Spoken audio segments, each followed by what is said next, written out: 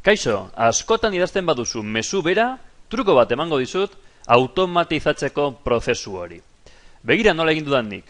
Klikatu idatzi, 3 puntutxoetan klikatzen dut, eta erantzun lehenetxiak daukat, txertatzeko, gaia bukatu dugu. Zergatik? Askotan ikasleei mezu hau bidaltzen diedalako. Eta ez idazteko beti, pues ja, idatzita daukat, eta bidaltzen diet. Nola egiten da hau? Lehenengo pausoa, klikatu ezarpenetan. Eta berriro, ezarpenak. Aurreratua, atalean, aukera hau gaituta egon behar da. Aurrez, zehaztutako erantzunak. Por defecto, desgaituta agertzen da. Klikatu gaitu,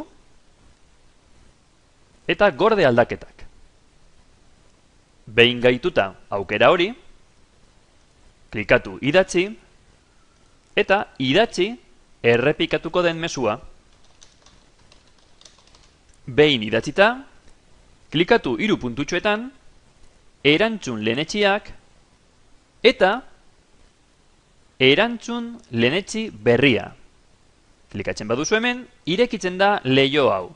Zein izango da izenburua? Hau froga da? Bale. Onartu. Eta orain, idazten badut, mezu berri bat, txuriz dago, 3 puntutxoetan klikatu, erantzun lehenetxiak, eta hemen, txertatu, hau froga da. Aktibatzen dugu, eta idazten da mezua. Idatzi hartzaileak, eta bidaltzen duzu.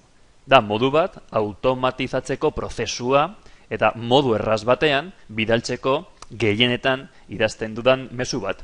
Ezabatzeko hau froga denez, nik ezabatuko dut, ezabatzeko hau, 3 puntutxoetan, erantzun lehenetxiak, eta hemen daukazu edo txertatzeko, edo gordetzeko, egin duguna lehen, edo ezabatu. Gaia bukatuko dugu, ez dut ezabatu nahi, hau froga da bai. Klikatu hemen, klikatu ados, eta ja, hemendik aurrera, berriro ez da agertuko, hau froga da.